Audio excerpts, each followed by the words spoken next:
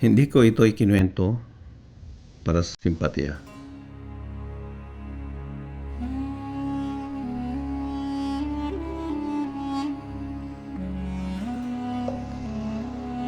Marantan is also among the accused in the 2005 shootout, which UNTV caught an exclusive video of the shooting of three young men in Ortigas.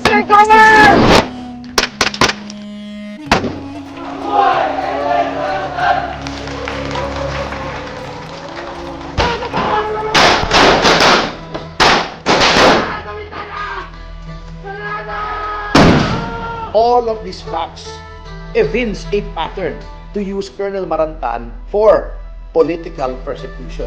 Pakaswerte ng bata eh. 5 minuto lang. 5 minutes naman patay na rin dapat yun.